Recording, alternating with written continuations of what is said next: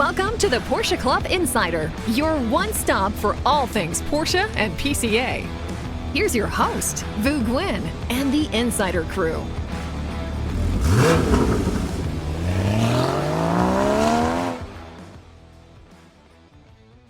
Well, welcome everyone to episode 165. Check out our new arrangement here in the podcast room. We've gotten some comments over the years about needing a bigger table. We didn't get a bigger table, but we rearranged it to make it hopefully a little bit more comfortable. And Damon's going to stay at the controls. Hopefully you can see where he's sitting there. And we'll see how this works. We might still get a bigger table and such, but I feel like we're in a new room. I don't. You don't? I lost space. I feel like I got the middle seat out of this whole arrangement. I'm in the middle seat. Anyways, that looks great. For those of you that have joined us before, welcome back. For those of you that are new to the podcast, welcome. We have Manny Albin to my right here. We have Damon Lowney at controls, and our special guest today, Peter Simpson, service manager of Porsche of Owings Mills. Welcome, Peter. Thanks for having me, guys. Pleasure to be here. We want to make sure we thank our sponsor, Pirelli. Without their support, none of this would happen. So thank you to them. And thank you to all of you that are listening. If you aren't currently a PCA member and own a Porsche, what are you waiting for? Grab that VIN, head over to PCA.org and set yourself up with a PCA membership. It's just $56 and you get a ton of resources and a ton of things that will make your Porsche experience even better. And for those of you that don't currently own a Porsche, check out our test drive program.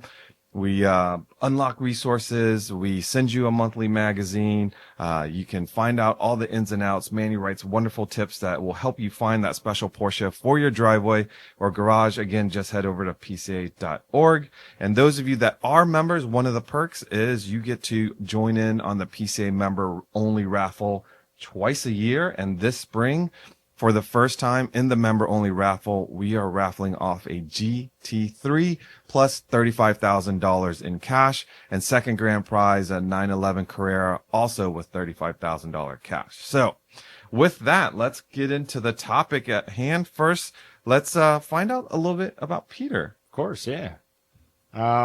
So my career, getting into a Porsche dealership is not, you can't just walk in the door and get hired. So I started out as a car guy, getting into old muscle cars. I saw the movie Bullet, and that's what kind of got me hooked. So I became a quick Steve McQueen fan, and my first car I ever owned was a 1968 fastback Mustang. Oh, very cool. And after college, I had the opportunity to internship at a restoration shop, and they kind of made an agreement with me where 4 days a week I'd work on customer cars, and then 1 day a week I could work on my own car. Nice. So I was able to do a full restoration on my car. It's a full Bullet themed resto mod. Really? Yeah, it's my baby. But as you grow up, your kind of tastes get refined, and I kind of grew out of the muscle car phase and started looking at the German cars, and got into some BMWs, some old E34s, M5s. That's where kind of got started with, and then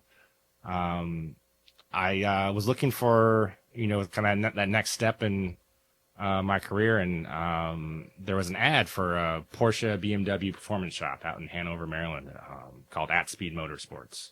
Oh. And so that's where I kind of got my small world. Small world. Small Yeah. world. What a small world. So I was lucky enough, met Bob Miller, and they took me on as their service writer. And that's where was my education on my Porsche, experience began.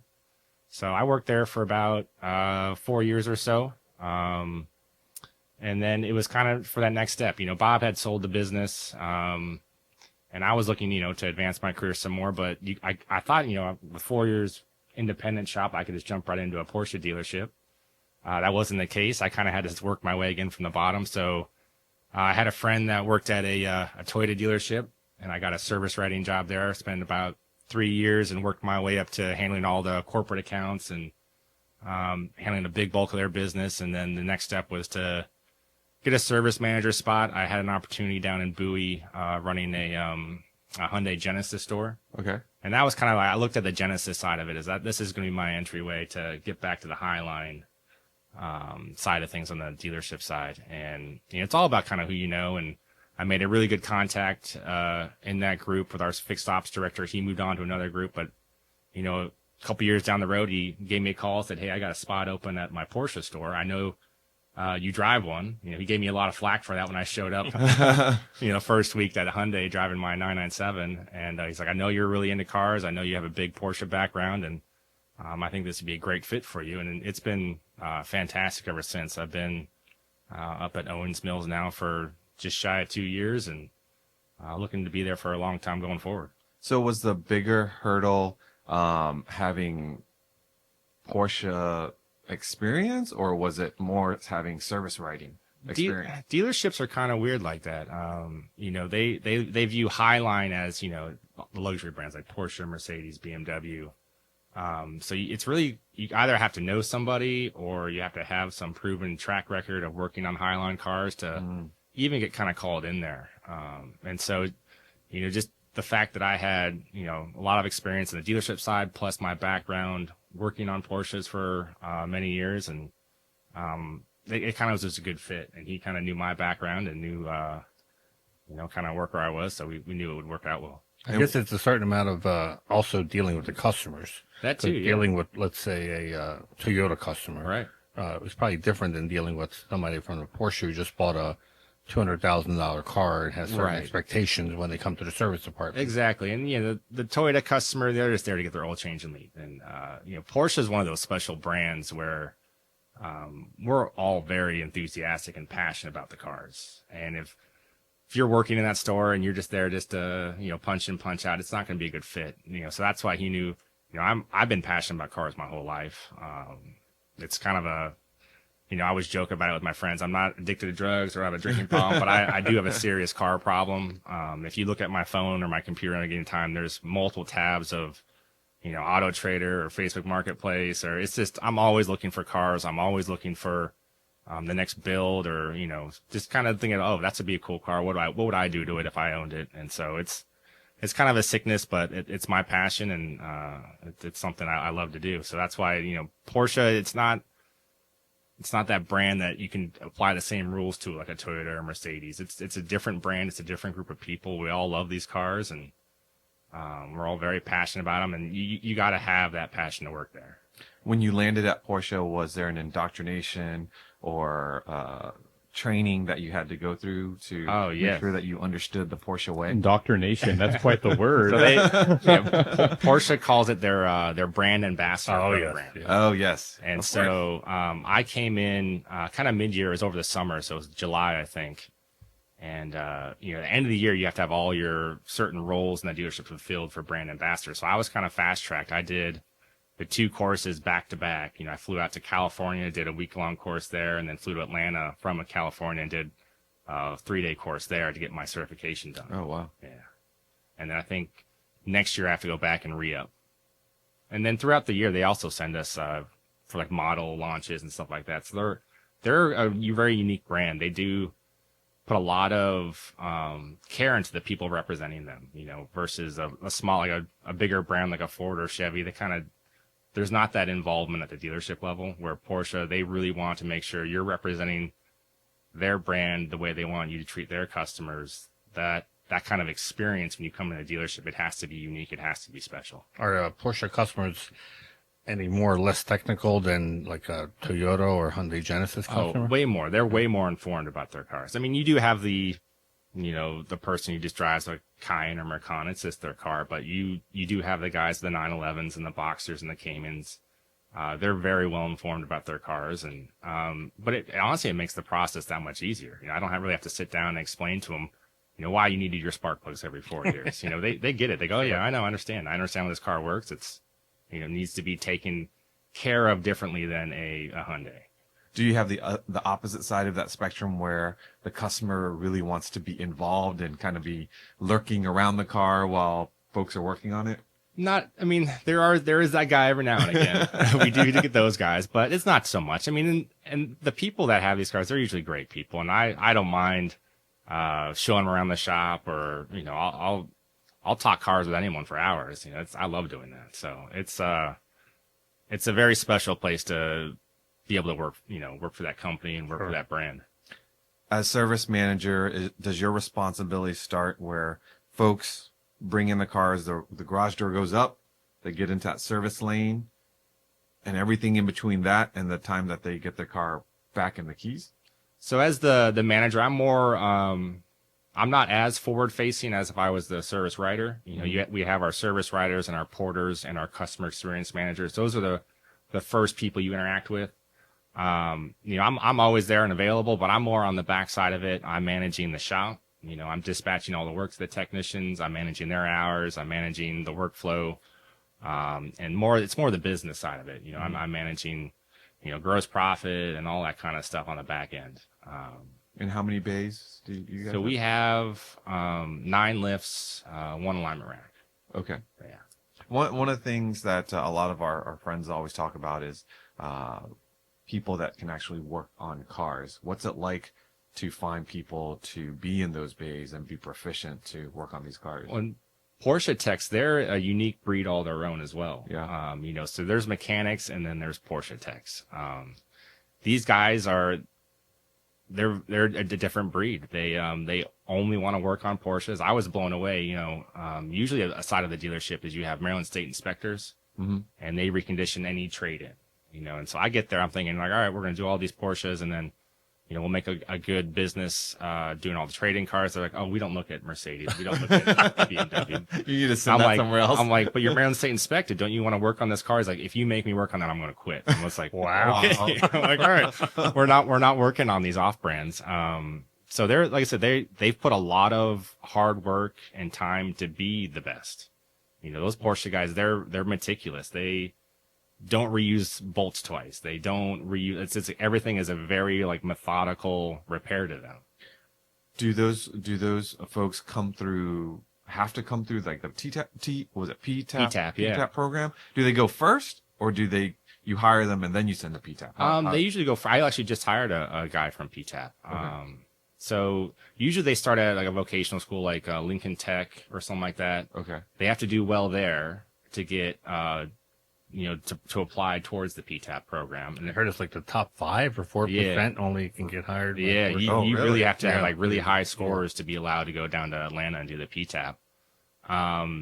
So, and then even with the PTAP kids, you just have to hopefully be fortunate enough there's one that's, when they come back, local to your area. So they spend the year or 2 years down there in Atlanta, and then they go back to where they, you know, grew up, where they live. And so I was fortunate this year. We had a really nice young kid. He grew up just over the Pennsylvania border. And he applied to 3 of the Porsche dealerships near him, and I was fortunate enough to get him to come work for us. And he's turned out great. They come factory trained with all the new EV training, all the software stuff, which is big, because you have some of the guys that have been working in the industry for, you know, 30, 40 years. You know, all this new software stuff is in a different language to them. They don't get it. Like, I have one guy, he's one of my best techs. I send him all the older stuff. You know, if you have an older 911, older car, he knows those cars in and out. He's been certified on the Carrera GTs. He knows all the old cars, but I tell him to do a new download on a Cayenne, and he looks at me like, he's like, dude, this is going to take me all day. Yeah, Cayenne. Yeah. So I try to play to the strengths and the weaknesses that I have back there. And so the new guys, you know, my new PTAC kid yesterday, I went through our new car inventory, found all the cars that had recalls or, you know, campaigns on them for software updates. I printed out 10 cars from him, and he just sat there and knocked them all out. Wow. Yeah. I have a question about technicians who show up and start working at a Porsche dealership. You have all these procedures, the PTAP program. It seems like you have to have some serious qualifications to be a technician at a Porsche dealership. How often, if ever, does a proficient mechanic who doesn't have that experience go straight to a Porsche dealership as a technician, or does that never happen? It's rare. I mean, I have guys stopping from time to time looking for, you know, they're applying for a job to be a tech, and, you know, if they're coming from like a Jiffy Lube or a Firestone, I'm like, look, if you're serious about this, go try to apply at Volkswagen, go try to get a job at Audi, work your way up. You can't just jump into Porsche and be like, I'm gonna go work on this $400,000 car. It's just not gonna happen. But if you're serious about it, you know, you go start at the brands that are similar to Porsche, that use the same software, that use the same kind of tools. similar platforms, because the Cayenne and the Tiguan, and they're not the same car, but they share similar components. So if you can learn how to work on those cars, you can work your way up. So I always tell them, go start out there. If you're serious about it, in 2 to 3 years, you can work your way up to being a Porsche tech. If they have no experience, I tell them, go to one of those vocational schools and study your ass off and work really hard and try to get in that PTAP program. Because those are really the only avenues to really become a Porsche tech. Got it. Thank you. One of the things I find very interesting with Porsche, I think we all know that 70% of Porsches ever made are still on the road, and dealers have to cover that span and be able to work on them. So you were talking about having some mechanics that work on the older stuff, say a 356 or air cooled, but you have to have someone that can download something and work on the latest Taycan or Macan E. Yeah, it's nice to have that old guy in the shop that's been doing it forever, and they're getting harder to find. Yeah. The guys that know how all the air cooled cars work, and it's a lot. I mean, just in general in the industry, if you're talking about, any brand, trying to find a qualified technician that has lots of experience, they're getting harder and harder to come by these days. Do you have the ability to hopefully cross train that older gentleman with someone younger to learn how to adjust CIS, for example? Yeah. So that's part of it too. When we do get those older cars come in, I'll try to send it to my older tech or my more experienced guy, but sometimes, he's busy. And so I'm like, hey, look, you gotta work on this car. And, they're very qualified to do it. But if they have a question, they usually go, hey man, how do I go about repairing this? I'm reading the manual. I see this, but there's gotta be a better way. And then he'll go, oh yeah, this is the trick. You take this out first and save yourself half the time. And cars today seem to be way more reliable than cars I would say even a decade ago. So would the majority of your services, is it the maintenance? And how often do you have like a serious job, like a big job where you have to take a car apart? Well, again, like Porsche is one of those brands where they just engineer the heck out of their drivetrains. So, when I worked at Hyundai, I was replacing an engine every day. Really? We were doing it. It was probably 7 to 10 engines a week. But it has a 10-year warranty. Right. 100,000 miles. Yeah. But since I've been at this spot, in the past 2 years, we've replaced maybe 2 Porsche engines, and maybe 2 or 3 transmissions tops. So they really, they engineer those engines very well. They're very reliable. The stuff we see is, on the Macans, they had some noise issues with the transfer cases. So that was kind of a common thing to swap out. But for the most part, Porsche, I think they build the best product on the market. We're not doing heavy repairs all the time. I'm not tearing down motors, and I'm not doing that. It's pretty rare when it happens. I wonder, when your mechanics have a big repair like that, do they look forward to it because the work is interesting, or would they rather that they were just doing brake pads or whatever? Yeah, it might they be? usually don't look forward to it because those big jobs, you just never know what you're going to get into. It's going to tie your lift up for a couple days. You take out the whole drivetrain, you realize, I need to order now these new gaskets or these bolts, and then you call Germany and they're like, oh yeah, those will be there in 2 weeks. And then they get stuck. I'm waiting on an oil cooler from Germany, and it's been about 3 weeks. I think 2 more left. And then it gets stuck in customs for another week. And so they don't really look forward to those big jobs because they're looking to, churn cars over. That's how they make hours. So, but there is one exception. What's that? And that's the Porsche Classic Restoration Challenge, because that is a big project. It is a big project. Definitely. I was about to ask, with all this work and everything, why did you even volunteer? Or is this a volunteer to do the Porsche Restoration Challenge? So with that, normal plug and play stuff, they enjoy. Big projects, maybe not so much. However, your dealership has decided to delve into the Porsche Classic Restoration Challenge. Share with our listeners what that's all about. Yeah, so the Porsche Challenge is something they started doing 5 or 6 years ago. It's run by Porsche North America, and they have reached out to all their dealerships and said, hey, look, we want to do this. For them, it's a great marketing tool. They bring cars that might necessarily haven't been on the road in 20, 30 years, and they're kind of challenging the dealership, putting up to them to restore this car, document the process.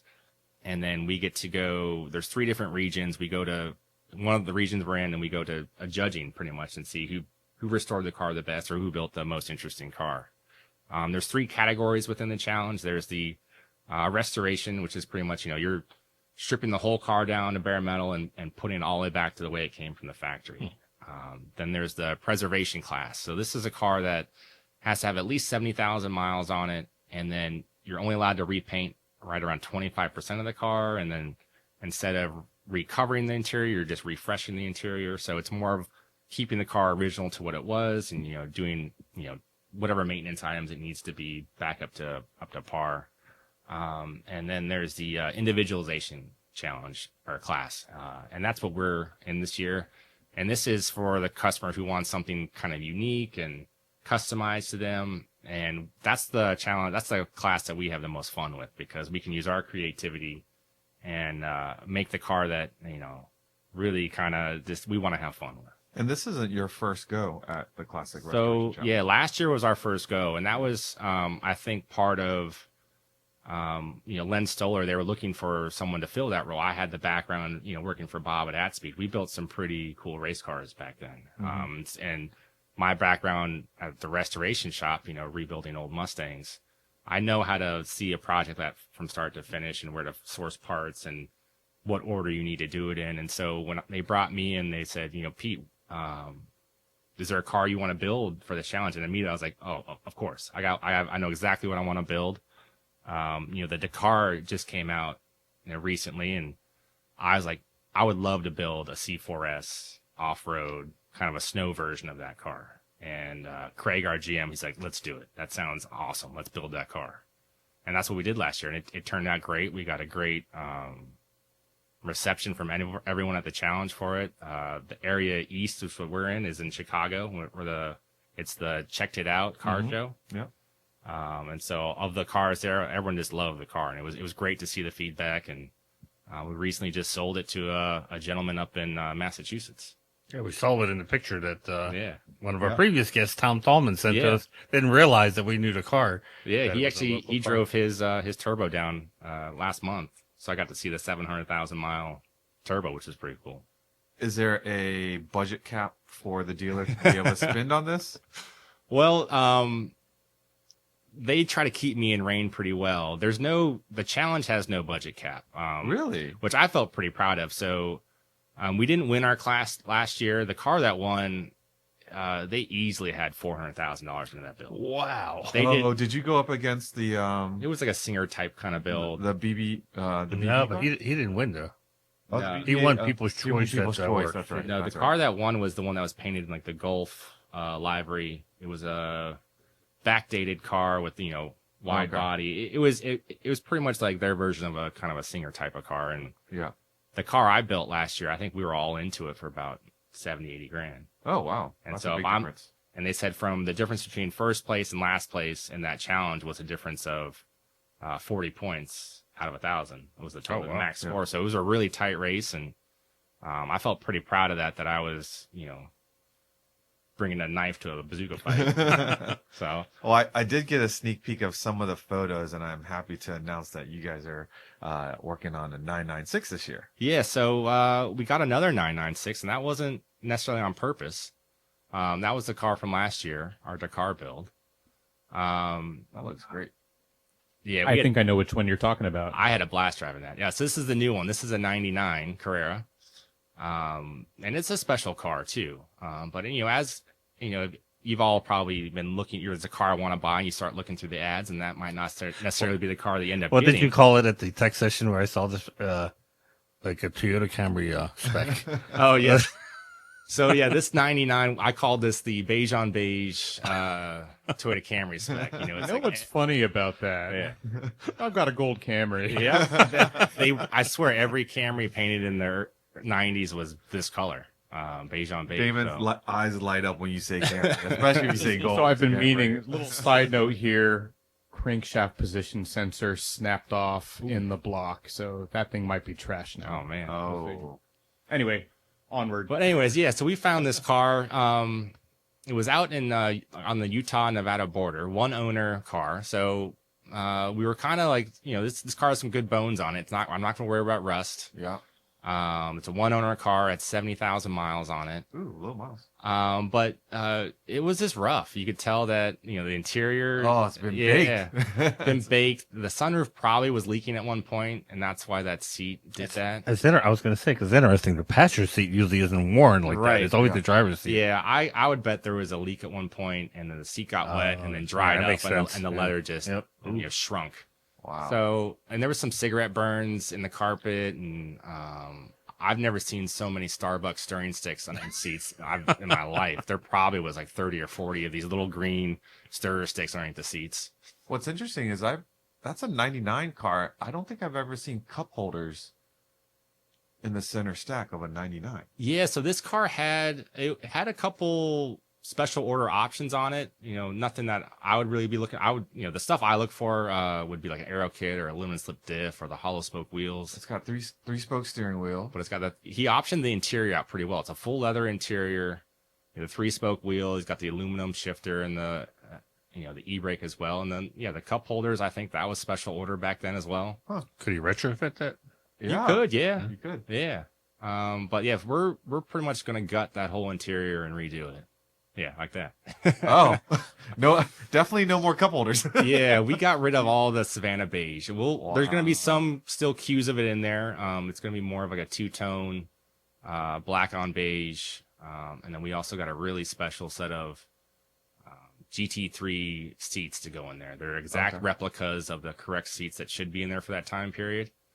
They're being custom made in England right now. Everyone that's done a restoration has gotten to this point very easily. Very easily, yeah. Taking it apart. It's the Putting it back together. putting it back together with new stuff.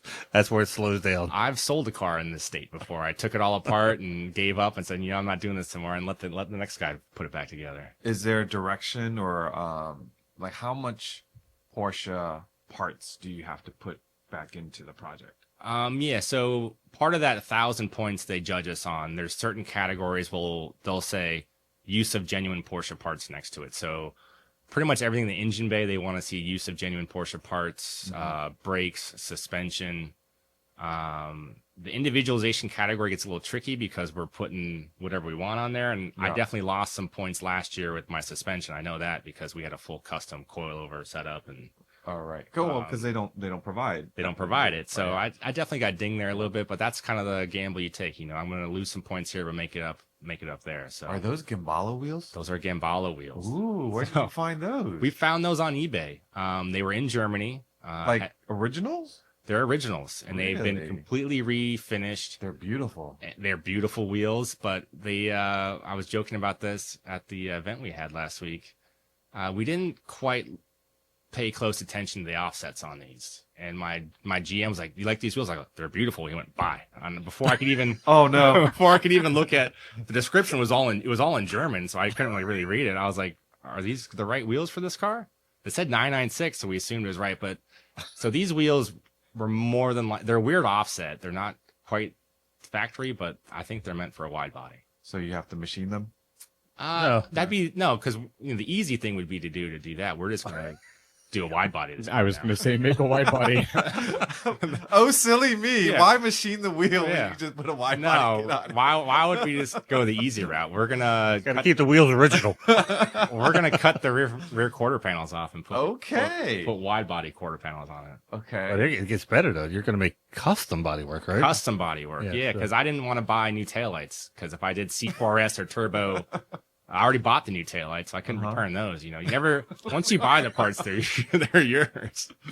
You're doing guy math right Yeah, now. guy math. I'm stubborn. Right now, everyone listening who's done a build is saying, "I know what that feels like." Yeah, you never want to admit you're wrong. You don't want to return your parts you bought. So I meant to do that. I You meant to do adapt, that. yeah. So we have a really talented, guy at our body shop. He does all sorts of custom metal work. I had a long talk with him. Where I was like, "Look, you're gonna have so many Porsche people eyeballing this thing. It can't look weird." So he's gonna make me some custom fenders for the rear of the car. But the fact that he agreed to do that is pretty impressive. It because is, yeah. You would think he would say, "Go pound sand." I'm not gonna. Well, he seemed like this. he was more reluctant when I was talking about buying a car at the junkyard and cutting the quarter panels off of that. He's like, "No, I'd rather just make custom ones." So I was like, "Okay, let's do So that." do you think they will be, how'd you say, the flares that would be obvious, or flares that you'd have to really kind of look to realize that. Well, on the it's a custom flare?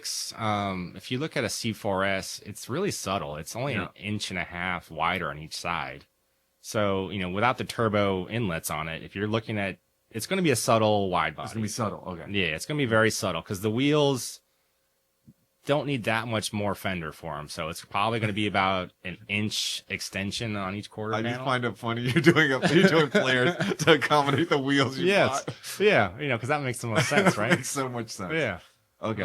But I think it's going to make that car really stand out because like I said, we're going in this individualization category. Mm-hmm. I'm going in with the, kind of the bastard of the 996s that going up against the air-cooled cars. I need to make myself stand out a little bit more, and I think having a rear-wheel drive wide body is going to stand out.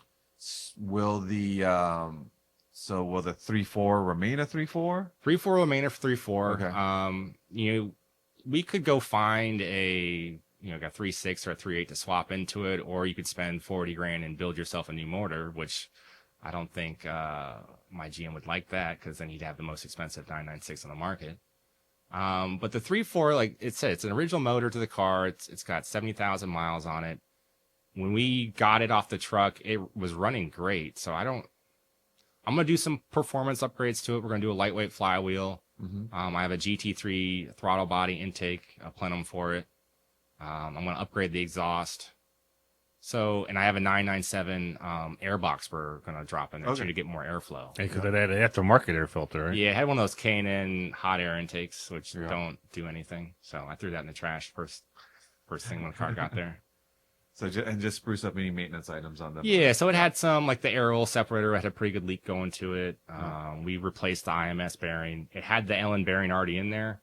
I just didn't really know when it was done. Yeah. The clutch that was on the car was toast. I mean, this guy, the flywheel looked like a record. It was had so many grooves in it. Really? Yeah. This is one of the worst clutches I've ever seen. So I Only always 70,000 miles.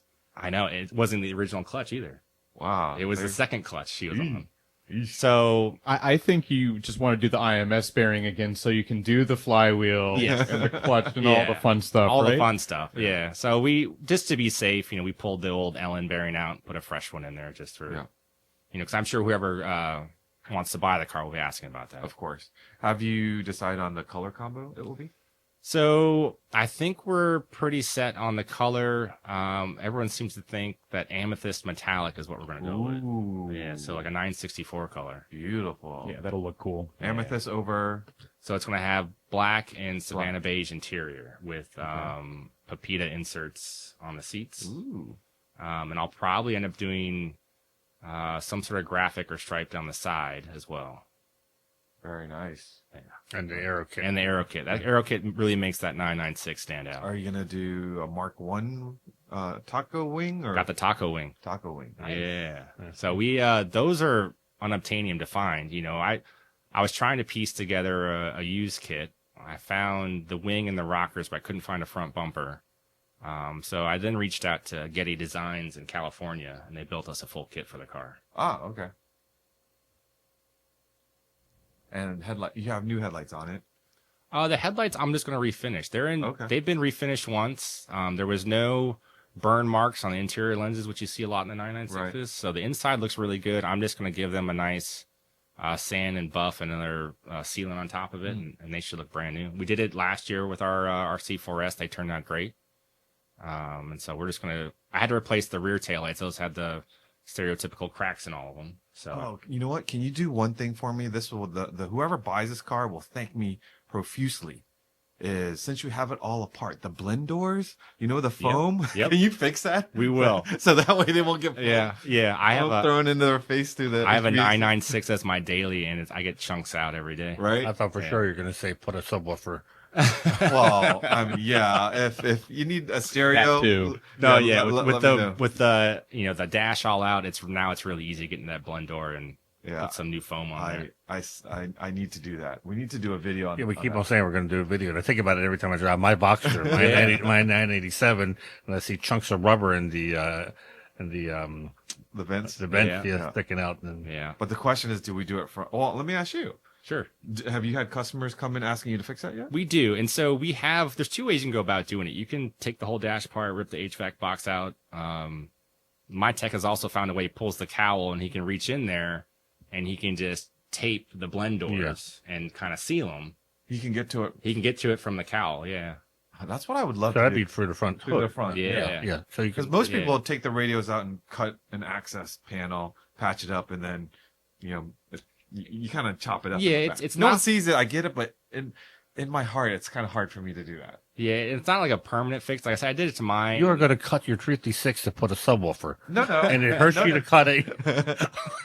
Don't be spreading rumors. I was not going to do that. I said I found a location for a subwoofer on my 356. There's a big difference. All right, so tell us how they do this now. Yeah, so like he kind of, he doesn't take it all apart, but he's able to get his hand up in there, and because that foam comes off that blend door, and that's what causes the problem. He just pretty much takes some like Gorilla tape Yeah. and puts it on that blend door so it makes a nice seal. Right. You're still gonna have foam coming out of the vents like mine. If you want to get a vacuum, you can probably suck that out as well. But for about $400 to get the blend door working again, so you have heat and air conditioning. Yeah. Or you can spend a couple $1,000 and pull the whole thing apart. And I was going to say, you may have a line of people after this podcast who are, yeah, so that's, very common. And very common. Yeah. we just keep on putting off doing a video of whether you go for the front, like Boo said, the radio or the, I think Nathan did Cali. it recently on one of his cars, and he went through. He took the radio out and did the cut into the dash. I've seen the videos. I've watched it. I haven't brought myself to decide which. I just worry because, like we were talking before the show, about lawn mower repair, and you watch the video and they make it seem really easy. Oh yeah. Like I was telling him, I just did a repair on my Suburban, and none of the videos I watched said, you may want to put the fuel cap back on the fuel filler hose because there'll be fuel coming out. Never said that. Until like 2 pints of fuel landed on my legs. I so wish there was somebody to record that when fuel came out as he's working on. So yeah, you got to be careful when you watch these YouTube videos. They make it look like you can get it done in a half hour. And that's what we do is when we record, we try to give people like the legit, this is what really happens. That bolt does not come out easily. Be prepared to fight it, so on and so forth. Especially an older car like this. Yeah, you know, yeah. And this one at least lived in a temperate climate, but you get something from the Northeast. Oh yeah. It's You get out the torches and exactly. yeah, it's not fun. So what suspension will you do on this car? So I was trying to be. I learned from my mistake with the wheels. I haven't ordered the suspension yet. MO30. Are you going to do MO30? So it's Porsche? I have MO30 in my cart. I've also looked at maybe doing a coilover again. I want to see where this car sits after we do the fender extension with the wheels on it. Good idea. How much room I have to work with. And so if I think like, I really need to drop the car, I'll get like a much more aggressive lowering spring or a coilover. But if it's just a little bit, I might go with the MO3s and Because and do a factory. obviously you'd get points for having would, MO30, but yeah. it's MO30 doesn't sit very low. Yeah, so I kind of want to see where this car, where it sits, how these wheels kind of sit in the wheel wells, and then I can really make a good, educated guess on I need to get these springs or this setup, and we'll make sure the suspension's set up pretty well after that. Anything with the transmission or shifter? So the shifter, we're going to do another kind of really easy mod. Guys with 996s can do. I bought a factory 997 shifter for I was it. going to say, that's what I do. Yeah, so that's a direct plug and play, and it's a nice factory piece to have in there, and it just feels a lot better than the original 996 one. Yeah, so if you have a 986, 996, if you haven't tried the 997 shifter on your transmission, you owe it to yourself because it definitely makes a difference. It's not crazy. Don't make the mistake of getting the 997 short shifter. Right. That is way too short. I made that mistake. Yeah. Just the standard, if you can, a 997 stock GT3 shifter. Yeah. So that's just the way to go. so we know there's the 997 GT3 shifter, there's the 997 short shifter, and the 997 shifter. Correct. And you got that last one, the 997 shifter. regular Correct. one. Yeah, and they're all an upgrade over the 996. But yeah, I've never been a fan of short shifters. They take a lot more effort and work. Notchiness, and I'm looking for something that's just smooth and crisp. I like to shift. I don't mind the extra time. Yeah, exactly. Yeah, I don't mind wringing out the gears and taking A extra stock time, 986 shifter is over here, and then over here, and then over here. I mean, it's buttery smooth, but I it's drove a really Miata with the short shifter, and half the time I was wondering if I was in gear or not. I would pull it out, and I'm like, did I actually get in gear? Or And that's kind of what we're trying to do with this car. We're trying to make it somewhere in between just a stock Carrera and a GT3, something that you can live with on the street. And it's not full dedicated track car, but it's something that's just going to be fun and a little bit more sporty than the original version of it. And as the service manager who's always looking at spreadsheets, you're tallying this all up so that at the end of it, when you go to sell it, are you hoping that it's, you can sell it at a attractive price to the next owner? We started that way, and then we got those wheels, and that just went out the window. Yeah. Now it's a marketing cost. Well, that's what one of the benefits is. They changed the rules this year for the challenge. So before you had to win your class, and you'd get a reward as another allocation for your dealership. So if you won your class last year, you get a 992 allocation. oh wow, This year, just by showing up to the judging event, you get a sports car allocation. They haven't said what, but a sports car. Oh.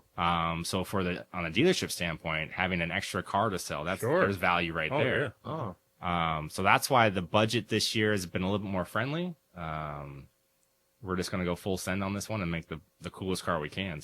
So are you just looking sort of internally and doing your project, or are you also kind of checking out what the other dealers are doing? So we have to post monthly social media wise. That's part of your score at 1,000 points. Okay. And so I do kind of see what they're doing. I did see another dealership. He's not going to be in my region. He's, I think, down south somewhere. They painted a car chroma flare. Oh. And we were debating doing chroma flare on this car because that was on the Millennium Edition 996. Right.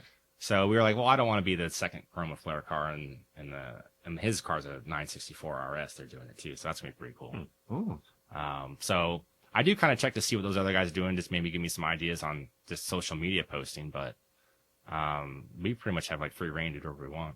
And how do you schedule this work in amongst the normal day-to-day business? Yeah, so we do have a deadline to keep in mind. We got to be finished with the car in August. So with project cars, there's always the unknown and the obstacles that you weren't anticipating. So I try to stay on top of it the best I can. If there's some downtime on a Friday or a Saturday or something like that, then we work on the car. Now, are there certain techs that get to work on it, or you've chosen, do you raise their hand, or everybody who has time? Anyone who wants to work on it. This has kind of been more towards my older guy, because it's a 996. It's the stuff he was trained on. He saw them when they're brand new. So he's really familiar with all the ins and outs of these cars. He's been doing the bulk of it. He did the bulk of the one last year too. But I've been using my new PTAP guy to do some of the grunt work and power washing and all the fun stuff that no one else wants to do. Since you're doing fenders and metalwork, are you going to keep the sunroof, or are you going to close it up? I'll probably just keep the sunroof, because that's a whole nother bag of worms. I don't really want to get into. That'd be, new headliner. Nice restraint you have there. I know, right? You should be proud. Yeah, I do. I do make adult decisions sometimes.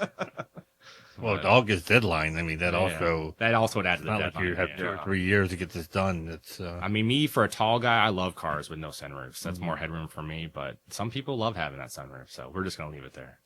Yeah, I'm a no sunroof guy if I have the option. I don't use my sunroof hardly. I never use my sunroofs. Yeah.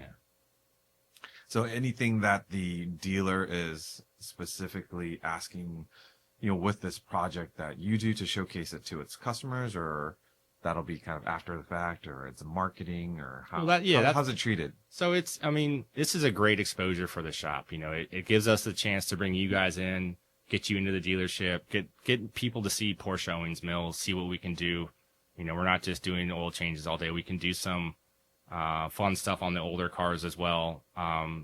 And just, I had a phone call after our event. One of the club members wants to do the 997 airbox upgrade to his 996. Oh, okay. So he's coming in Monday. We're going to do that upgrade for him. But it's just a great marketing tool. It just, like I said, it gives us more exposure to our shop. It's fun for the guys back there. It gives them an extra car to sell at the end of the year. They get an allocation from doing the event. If we win, we get another allocation on top of that. So there's just so much potential. Just for the business itself to do these events. It's fun for the guys, and it makes us have more exposure to the market. I think you actually had a lot to do with PCA getting into Porsche Owings Mills, because that was the last. There's 4 dealers, if you will, in the Baltimore metro area that are part of Chesapeake region. And Len Stoller, what this used to be called, is now Porsche Owings Mills, was like the only one that wasn't part of doing stuff with PCA. But after you started, I think that's when we first started. Yeah, yeah. 'Cause I had such a great relationship with you guys when I was working with Bob at AtSpeed. You know, I'd been to your events. I saw the value having you guys come in. It's just the community and the Porsche Club it's so valuable. It's just, there's no reason why we shouldn't have been doing it. And there's a reason why all the other dealerships are part of it. But I wanted to be like, if we're going to do it, we're going to do it right. And we're going to do it as the best we can. And I think these builds are what makes it fun to come down to the shop and check out. That's a common surprise for a lot of our members when they find out a dealer in their area doesn't really embrace PCA. And something you talked about a bit earlier in how you got the job was a lot of it was knowing the right people and having this track record and you coming in.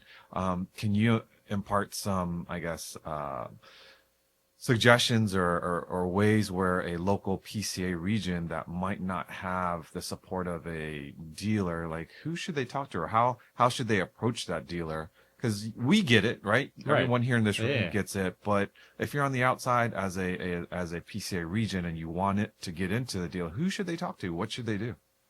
Well, unfortunately, I think it's just about who's working at the dealership, like who's willing to put the extra time in to be a part of the club and do the events with you guys. Like I said, it's something I love to do. So if I'm asked on a Saturday to go do an event with PCA, you're not asking me to do anything I don't want to do already. I'd do it on my own free time anyways, probably. So if I'm going to get paid to do it, that's why not? But I think, you know, the management they had there prior to me, they just weren't involved. To them, I think it was just a job. Like, there's a lot of people in the industry. You'd be amazed. When I was at Toyota, I'd be sitting next to one of their service advisors, and they'd be just reading off what the tech sold them, and then they'd have the phone. I'm like, Pete, what does an alternator do? And I look at him going, whoa, how do you work here? You don't even know what you're selling. You're just regurgitating, you know, what's been written down for you. So, you know, for me, having a background where I started as a tech and I'm passionate about cars, so I know how to explain how the car works and why we're doing the things we do and why I recommend the services we do. And so to have, you know, just have that in the dealership is, you know, not everyone has that. You know, sometimes it's just a job. You're essentially in sales because you're selling the service, and part of sales is you have to get the customer to trust you. Right. And if the customer trusts you, then he's not going to question whether or not he needs an alternator. Right. He'll ask you, when do you think you'll have it done? Right. And that's a huge advantage because once you trust your service manager, then you're not thinking, well, let me go get a second opinion. Right. You're going to say, well, they know what they're doing. And that's the big hurdle for a service writer is just to give you guys peace of mind, you know, because no one wants to stress about, like, am I spending too much money? Is I going to do it correct? Am I going to have problems down the road? If we can alleviate all that stress and all those questions, and you're just like, I can trust Pete, I'll pick up my car in a day or two and it's going to be done correctly, and I don't have to worry about it anymore. And that's what we try to achieve. And that's why you try to hire staff that is passionate about their brand as well. The Porsche, I'm not just going to hire some guy from Jiffy Lube to work on these cars. I want a guy who's dedicated to doing the gold training, then going for his silver, and then getting his gold certification. Like, those are the guys you want that are really passionate about their brand and dedicated to it. And all of our guys are in some sort of process of getting to the highest level of certification Porsche offers. And those are the guys you want back there. In the last decade or so, Porsche has really worked hard at conquesting, getting folks from other brands to come over and try the Macan, the Cayenne, and Taycan, Panamera, and the sports cars as well. Some of the brands that they came from, you know, we talked about the 10-year, 100,000 mile, don't do anything to your car until it blows up warranty. Like, there's people that get into our brand that don't realize that there is care and feeding of owning a Porsche. How do you make that customer understand that mindset, that because they go, well, I had a Toyota Camry, I never had to do anything, but now you're telling me every 2 years I got to do this, and you know, I only have so many miles, but you're telling me I have to change the spark plugs. How do you help the owner understand, like, this is good for you in the long run? Well, yeah, it's just you got to explain to them that, you know, even though they're both automobiles, they're not built the same. You know, Hyundais are actually designed to be abused and neglected, and just driven into the ground. Where, you know, Porsche is a finely tuned, engineered machine, and they do so much R&D, so much research that they come out. They don't just arbitrarily go, oh, we want you to change your oil every 10,000 miles or spark plugs every 4 years or every 40,000. There's a rhythm and a reason behind everything Porsche does, and everything is planned out meticulously. So I'm not an engineer. I'm not smart enough. I'm going to believe what they do. You know, it's just, you got to sell the product. And it's just, if you can kind of relate it to anything you buy in life, if you buy a really cheap appliance off of eBay versus you want to get a high end one, it's just that you're kind of anticipating this thing's going to break down and you're going to throw it away in 3 years, where you're going to spend the extra money on something that's been well built. You got to take care of it. And yeah, there's going to be a little bit more maintenance involved, but if you take care of that 911, that's why they have the most cars on the road today. Like you said, they've over-engineered, overbuilt everything they do, and they're designed to last, but you got to do the maintenance on it too. I think Lake Speed Jr. put it best during one of his presentations. He said, when somebody asked about why do you really need to use quality gasoline, do you really need to use name brand oil? And he said, you bought a thoroughbred. Are you going to feed it Frosted Flakes? Right. Are you going to feed it the correct diet? Exactly. Yes. And I said, and I tell people that, I go, you bought a Porsche, you bought the highest performance of cars. Do you really want to go cheap on tires or oil or whatnot? You know, this is a car that thousands of engineers made just for you. Just for you. Yeah. And I've been waiting to formulate a response. Our recent Inspec video where a gentleman, I assume a gentleman, I don't know if it was a gentleman now, but anyways, a commenter said, the reality is, you know, I don't do more than 60 miles an hour. Why does it even matter that I have good tires on? I just need good tread wear and da-da-da. And I'm thinking to myself, then why do you own the car? Why are you even in a Porsche? Like, you could just commute in a Corolla. Yeah, some people don't get nice it. Nice Porsches still look nice with bad tires. Exactly. Yeah, we do. I mean, we do get a lot of customers that, you know, they buy the 2010 Panameras and they're the fifth owner, and you're just like, you really just don't know what you got yourself into. Yeah. You know, you bought that car for 15, 20 grand, but that's probably the cheapest thing you're going to spend on that car if it's been neglected. We see a lot of those cars, and we blow people away sometimes. Like, it takes another, you're estimating the amount to fix it. It's more than what I paid for the car. And you're like, well, let's just, those cars need a little bit more work, a little bit more extra attention to them. I have a question actually about cars like that.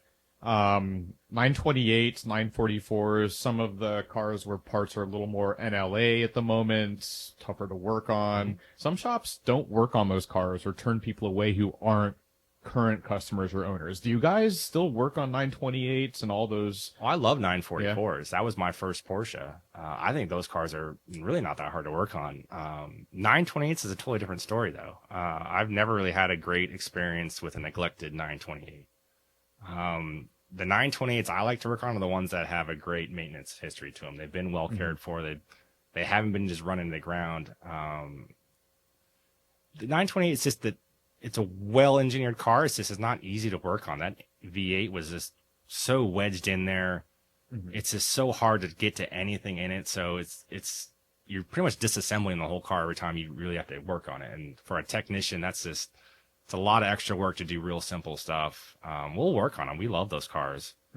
But if you found a $5,000 928 and you take it in for service expecting to walk out there with just an oil change, it's not going to happen. Yeah. And the thing is, you want a solid relationship with that person, and you want to be upfront with them. They bought a $5,000 928 thinking they're going to bring it to you.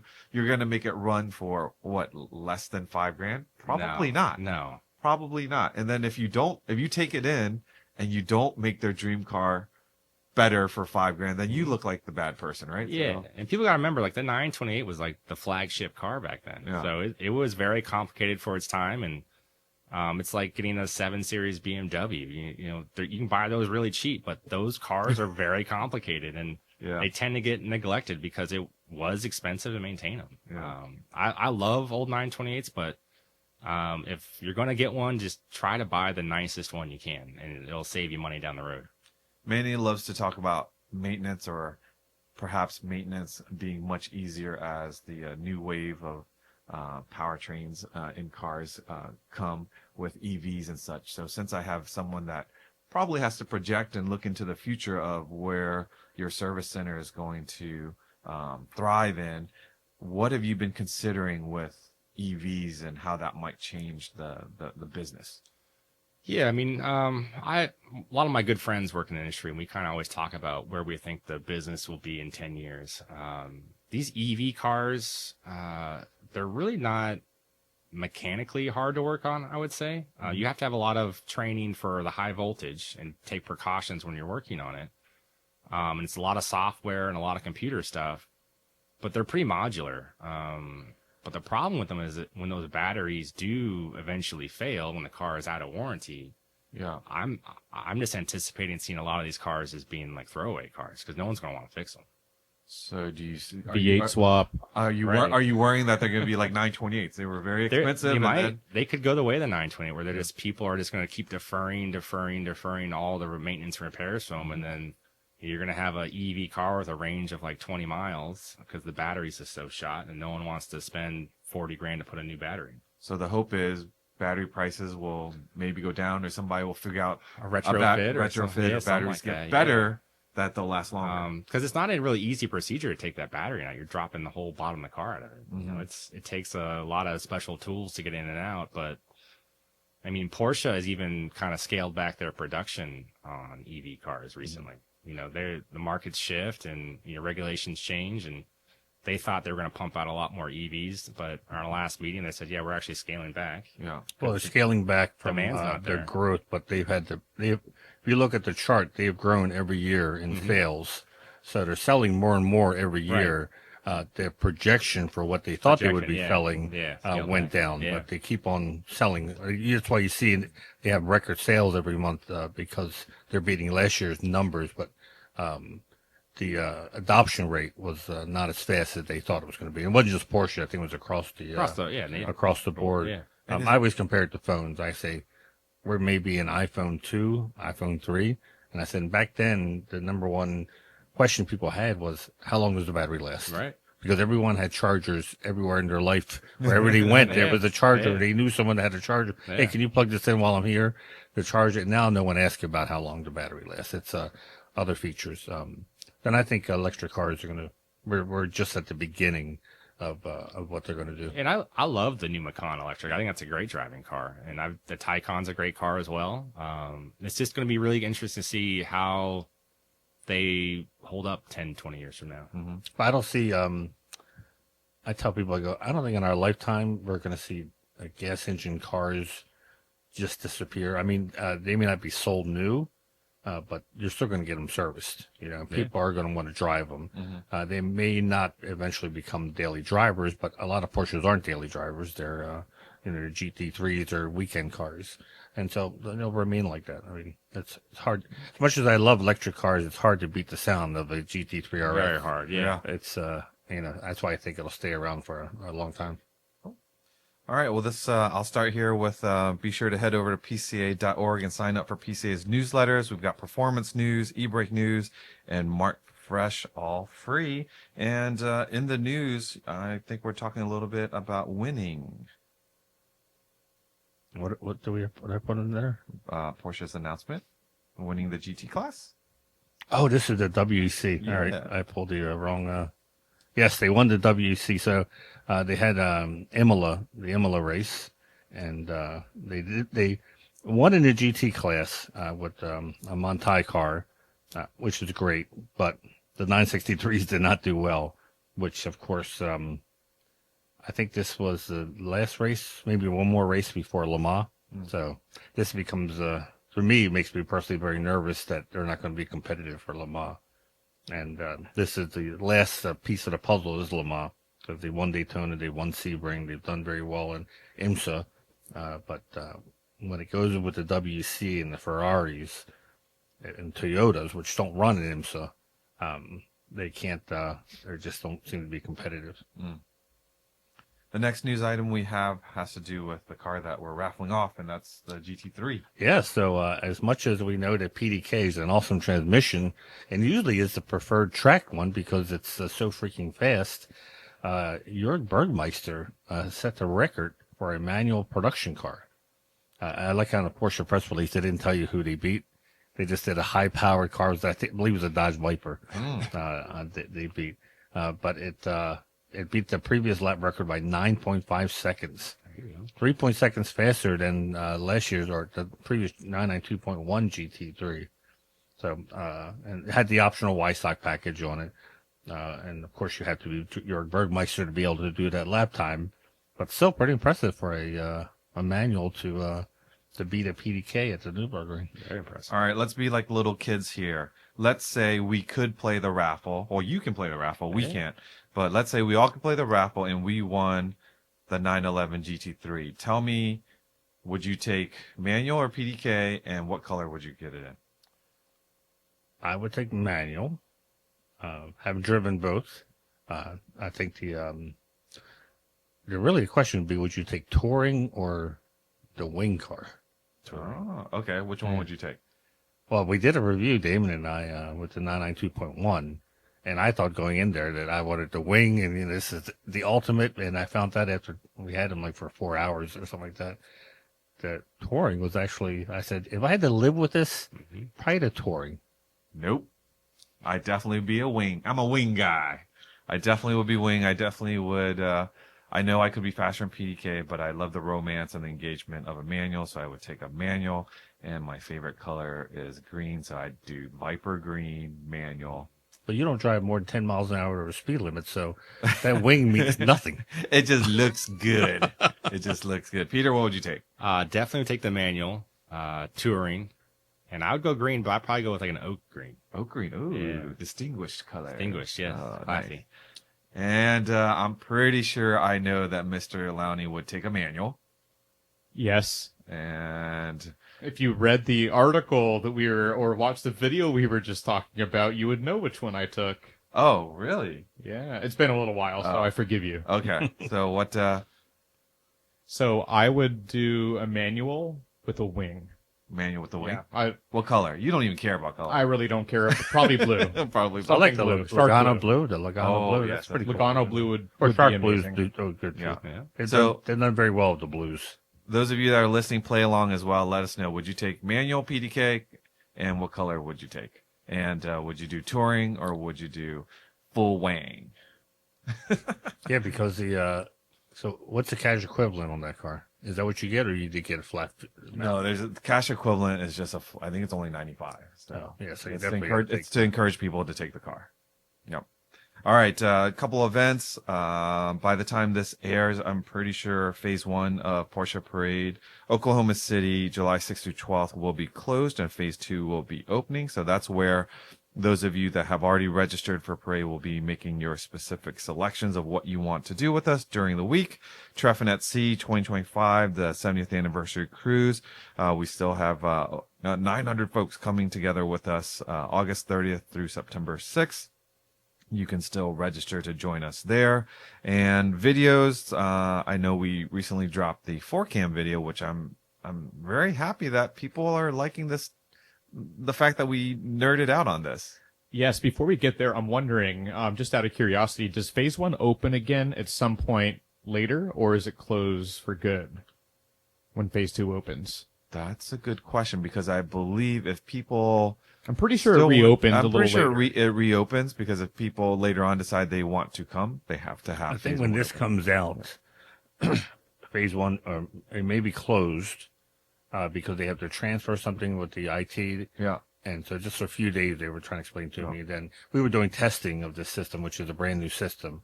And oh my God. Is it good? Well, it's just so complicated. It's complicated? I mean, let me rephrase that. Anyone who's registering for Parade, it's going to be a new system. So if you registered for Parade before, some of you may recognize, other things you won't. In the big picture, it's a better system. But anybody who tries something new automatically says, "I want the old system." You know what? Sure. Well, they move the bread. When Teams update it, I'm like, give me the old Teams. Right. I know where all the buttons are. Yeah. So it's people who are registering for the first time won't know any difference. They'll be happy with it. But don't be surprised if it takes you well over an hour to register. And there are videos to help out Yes. with registration and all that good stuff. And if you're coming with a partner, have them right next to you. Yeah. Because if not, you're going to be putting on a hold because there's, I just imagine if my wife was filling this out, she would be constantly calling me saying, do you want to do this? Do you want to do this? What size do you want this? What do you want for lunch? There's a lot of questions. So, have two people on there, and I think you can save it and go back to it and change some things if you want. But it's a very, very thorough registration for the week because there's so much going on. They want to cover every angle. The reason why it does take so long is just imagine the largest buffet you've ever been to, and you can pick and choose your experiences.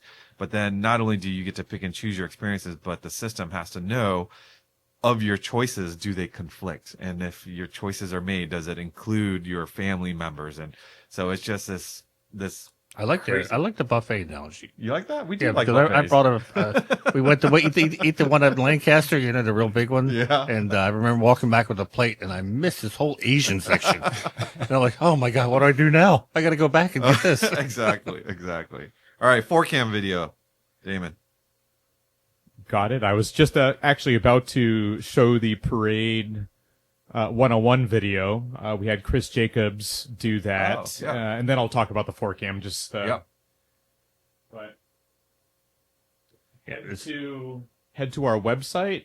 You can click on the picture on the link below and go to that video, and it's a video that explains the whole process, what you need to have to register, such as your member number, your co-entrance info, trailer length, all the stuff that you might need for the registration, in addition to events and things like that. The video is not public on YouTube, so just go to pca.org and look for that thumbnail.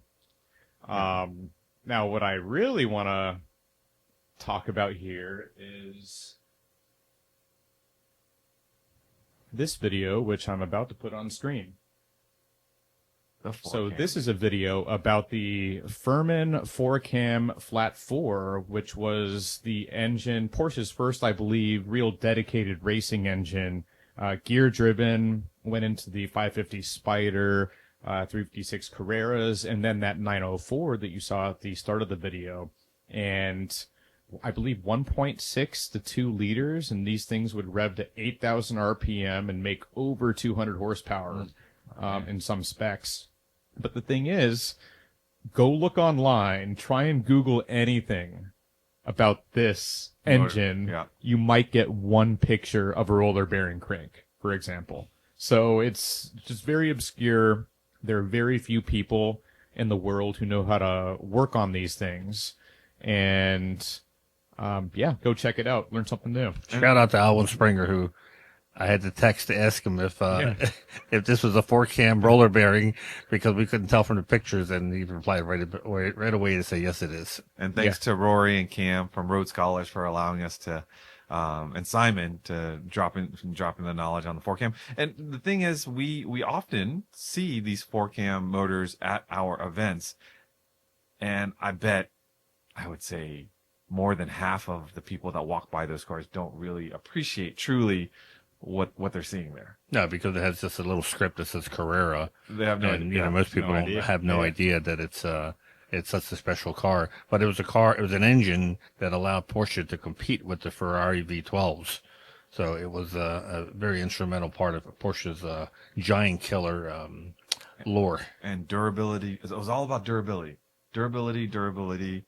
And there's a little tidbit of information on how they skip teeth for durability's sake. Yeah, I think it's the intermediate shaft running the cams or something. It's 16 to 31, so it spreads the wear. Yeah.